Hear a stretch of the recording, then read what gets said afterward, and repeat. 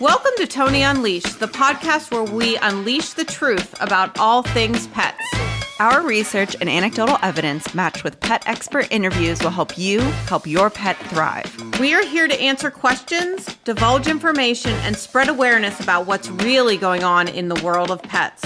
I am your co-host, Emily Taylor, pet nutrition enthusiast. And I'm Toni Shalaski, owner of Healthy Pet Products with 3 locations in the Pittsburgh, Pennsylvania area, and recently expanded to Port Charlotte, Florida.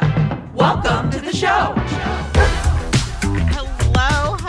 Hello, and welcome to another episode of Toni Unleashed.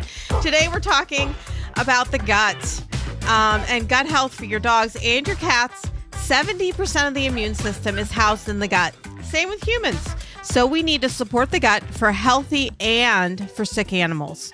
We can only partially cover this topic in one episode. Honestly, probably not even 2. We talk about the gut all day, every day at Healthy Pet Products. So this could be multiple episodes, but I mean, we could even have an episode just on probiotics, just on prebiotics. Yeah. And the benefits, I mean, it's just endless. And when it comes to gut health, Rebecca Rose is definitely going to be a guest speaker from in Clover. We have her back frequently. She is a wealth of knowledge. So in the next episode, we'll dive more into the science behind adding prebiotics and digestive enzymes to your pet's daily diet. So many ailments and issues we see in dogs and cats today can be linked to the gut. Some things we're going to cover in this episode are diet change, inflammatory foods to remove from the diet, and the importance of a rotational diet. Ways to repair the gut through supplementation that you can add. And identifying the problem. Is it a gut problem? Most likely is, but we're going to help you to decide that. And with that being said, let's just jump in and we will do our best to keep this information concise, clear, and easy to understand. Yeah, this is a very broad topic, and I think it definitely requires multiple episodes because so many ailments and systems stem from gut health. So let's start with identifying the problem and whether or not your dog has GI symptoms before or after eating. This is relatively easy to identify. Do they have gas or throw up on an empty stomach? Then we might want to add something soothing supplements or a soothing food to your dog's diet to soothe the gut lining. For example, bone broth is an excellent option here, as is slippery elm, bark, and prebiotics like Optigest or even okra or aloe.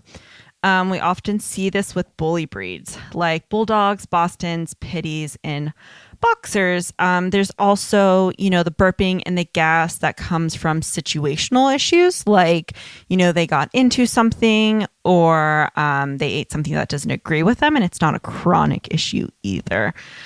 This doesn't mean that they might not benefit from a diet change, but if your dog is already on a high quality diet and has no other symptoms, these gut soothing options might be worth a try. Adored Beast also sells an amazing gut soothe option that helps seal and heal the stomach lining, leading to less gas, which Healthy Pet Products sells, and you can test it out that way. So for dogs experiencing post-eating GI symptoms like vomiting, diarrhea, gas after eating, we really want to focus on repairing and supporting the gut through different avenues. It is important to note that this might take a multi-duality approach to healing the gut. That means we might need to strengthen, the probiotics, prebiotics, and existing enzymes, as well as soothing the gut to fix leaks in the stomach lining that might be happening. We can talk about the difference between pro and prebiotics and why they might help your dog with these issues.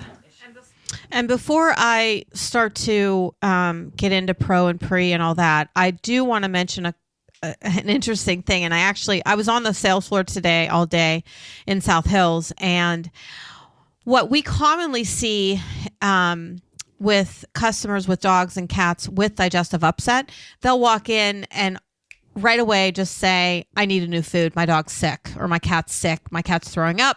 My dog has diarrhea. I need a new food. Okay, hold on. Back up.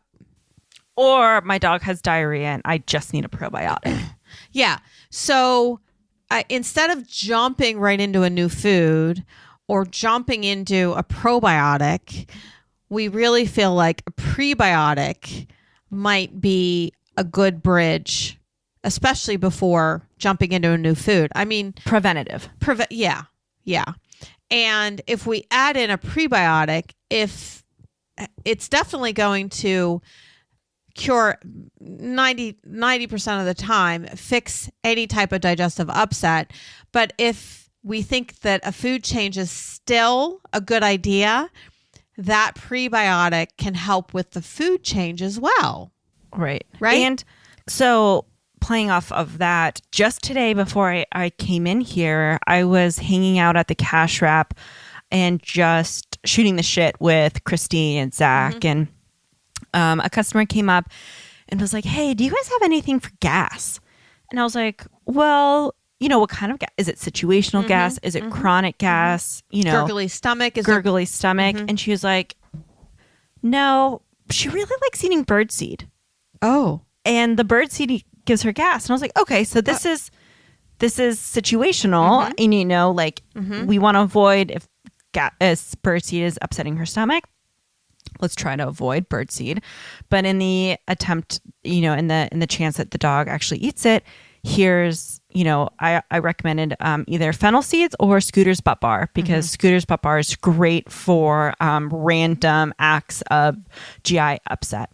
And Zach, who works with us at Healthy Pet Products, he was like, well, what would you have recommended if it was chronic and if it was long-term? And I was like, well, I would have recommended prebiotics, Optigest, but really I probably would have also recommended just changing the diet as well.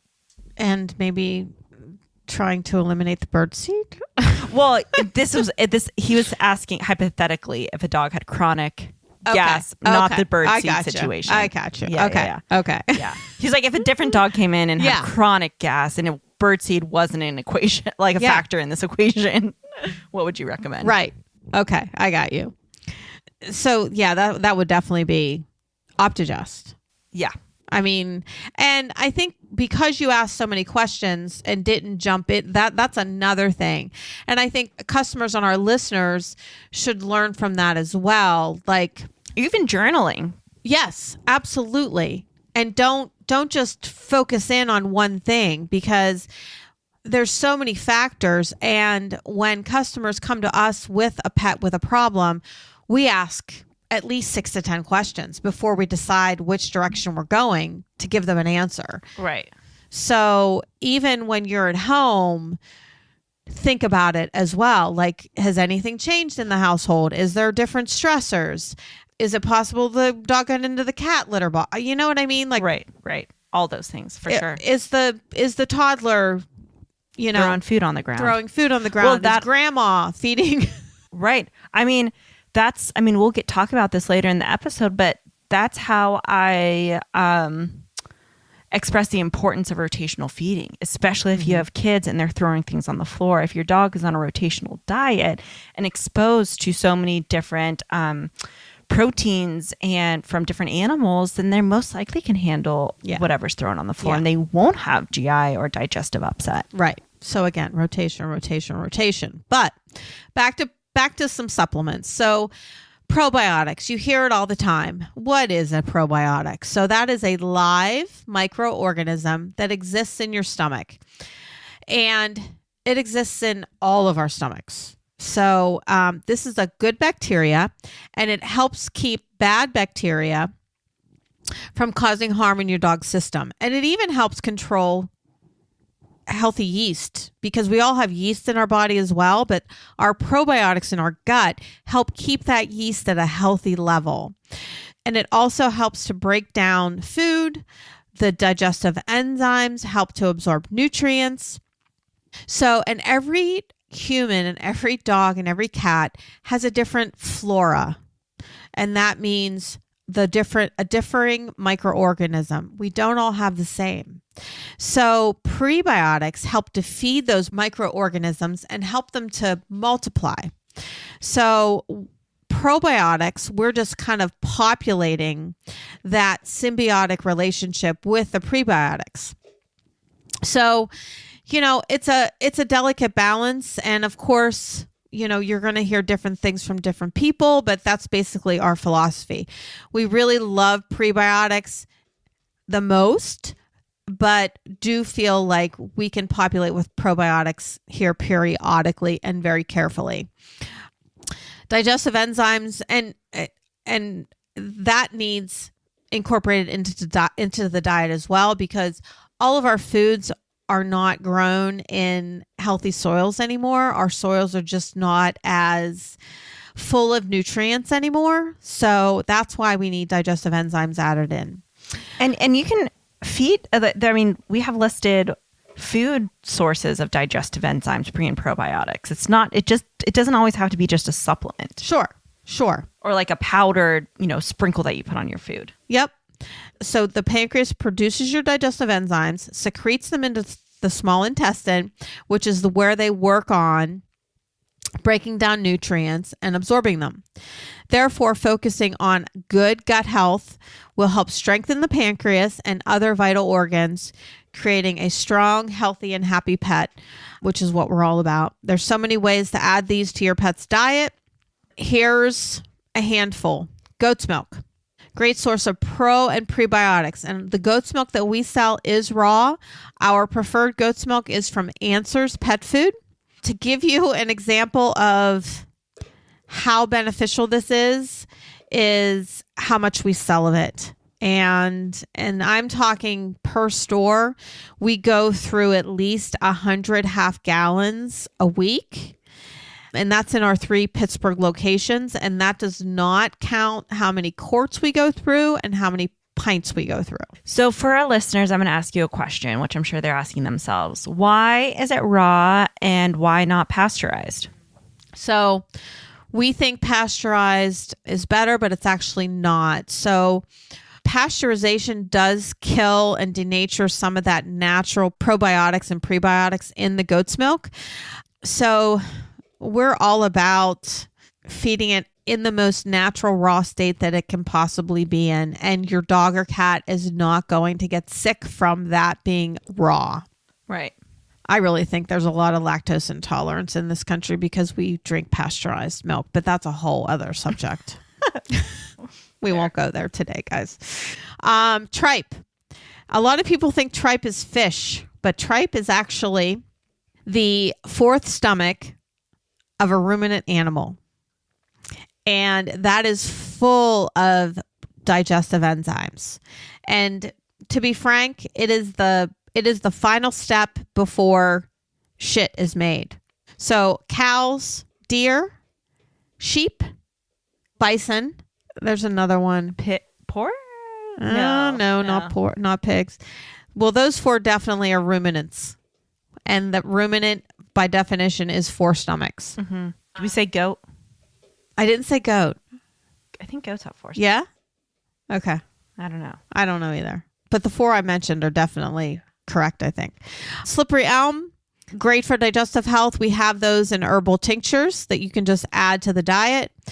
Supplements that are pre-made, ready to go, in Clover's Optigest, Holistic Pet Organics, Whole Biotics, and Colostrum. Do you want to touch on those? Because those are your babies. Yeah. Whole Biotics is, going to be an abundance of prebiotics, probiotics, and digestive enzymes. That's something that will need to be refrigerated once it's opened and the seal has been broken. And that is really great to boost, gut strength, and the specific probiotics in there are going to help with your immune system function as well. Colostrum's really cool. It's basically mother's milk, essentially, and it is a great option as preventative care for rescue puppies pulled from their mother too early, or immune support. You get a ton of antibodies that the mom would transfer from herself to her puppy and provide tons of nutrients and help strengthen just the body internally overall. I think it's a really undervalued, underlooked option that is really beneficial for most young dogs, but also mid-range and elder dogs as well. So we have a lot of other supplements, but I think we're going to stick to these right now for this episode, and we'll go into right. others. We'll go into other ones.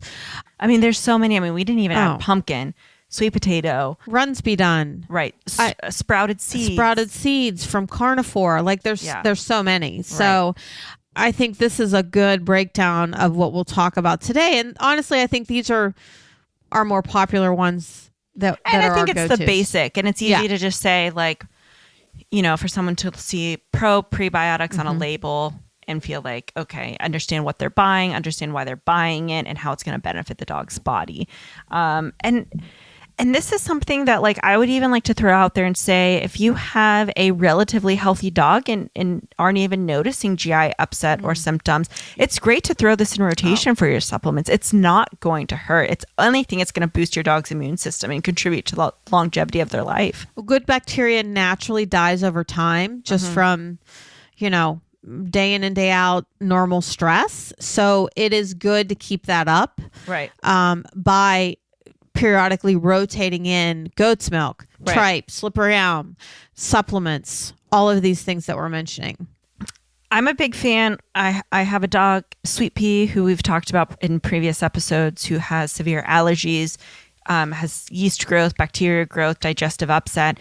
And what I really like to do is, you know, I do Optigest pretty consistently, but I really like to throw in, you know, other stuff. Like I really like to throw in tripe.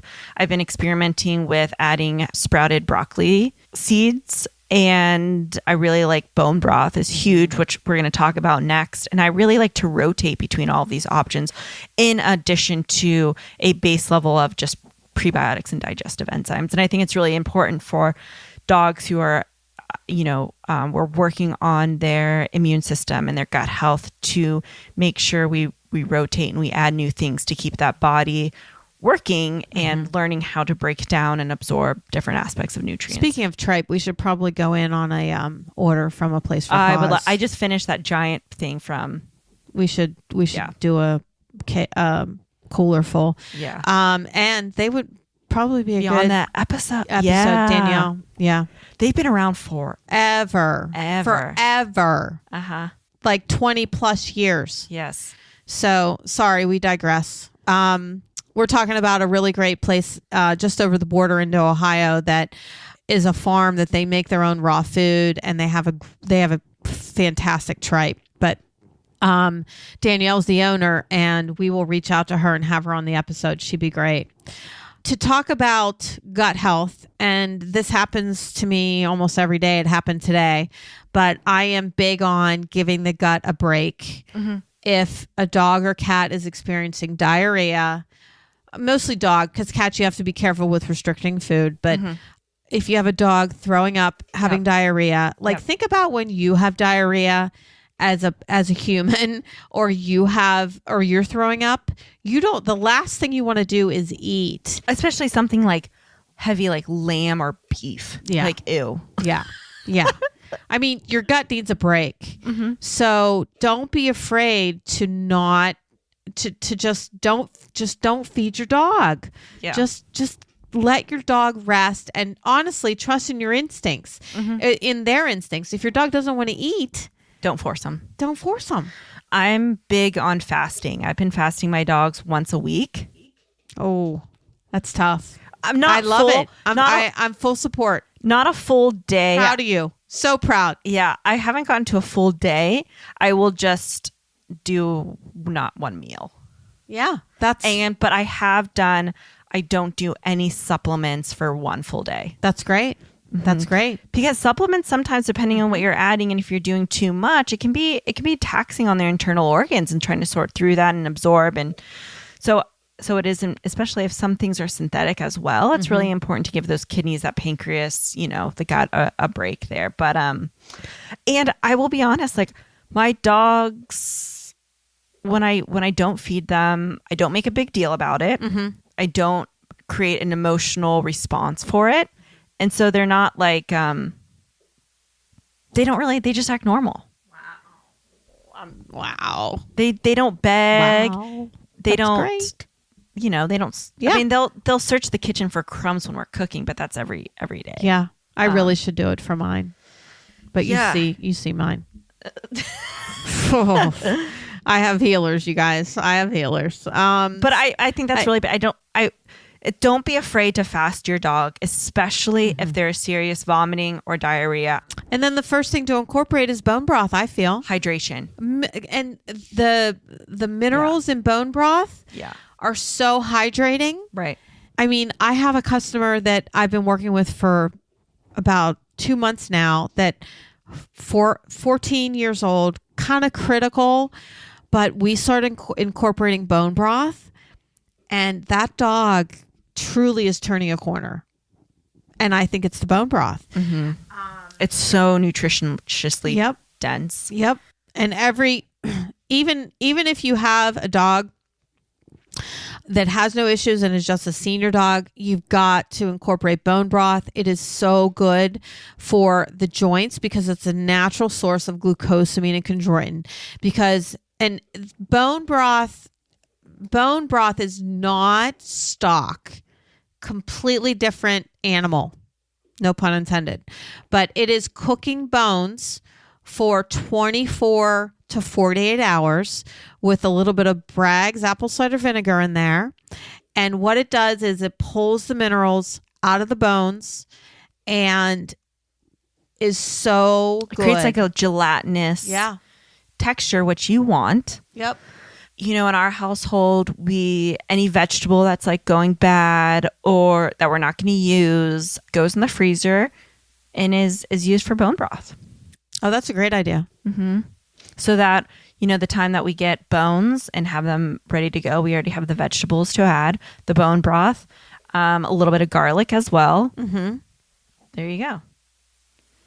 I mean, I think it's so healing for the gut and it is so healing for the body. And I think hydration, if anyone takes anything away from how to increase the health and wellness for their dog, I think it's hydration. Yeah.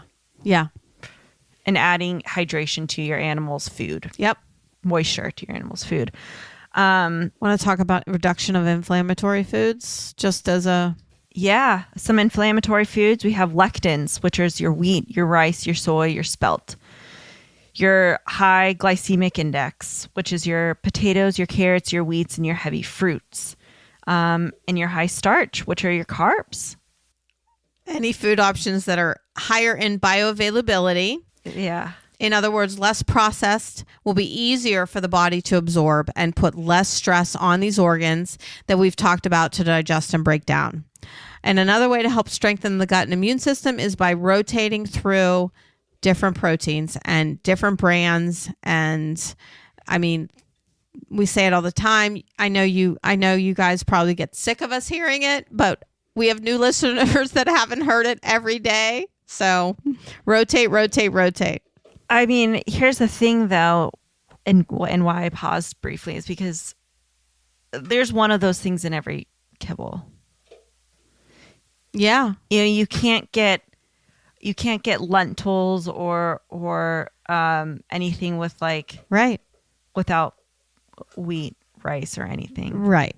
And like we've said before, I mean, in kibble, you have to have a binder, which is a starch, which is often an inflammatory food. Yeah. Which circles back to incorporating 20% fresh foods. If your dog or cat is primarily eating a kibble-based diet, just try to replace 20% of that kibble with fresh food. And add moisture.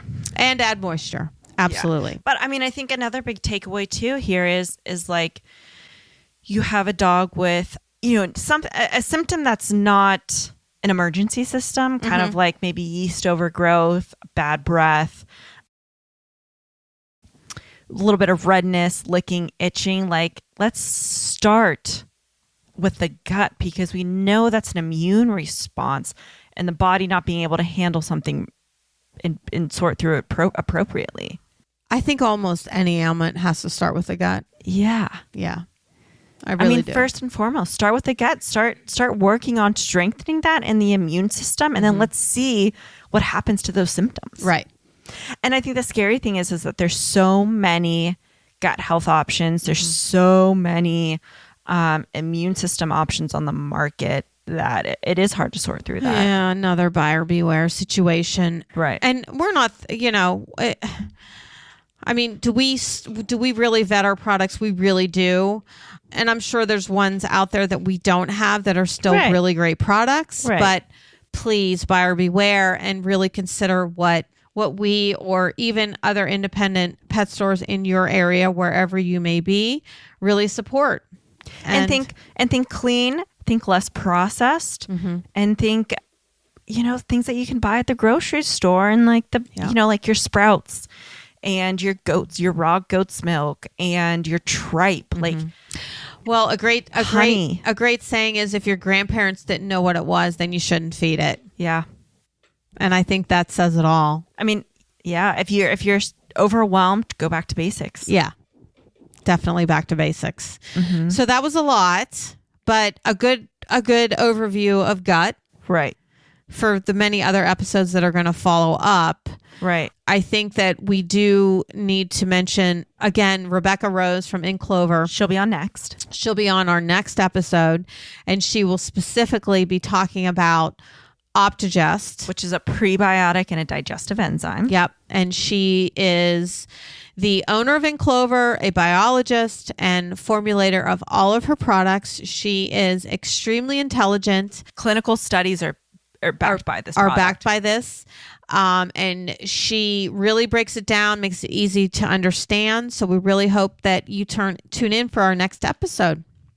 Yeah. Yeah. Okay. And reach out, questions, concerns, whatever. And please give us a 5-star review. It really helps us to reach as many pet owners as we possibly can and help as many pets as we possibly can. So thanks, everybody. Bye for now. Goodbye.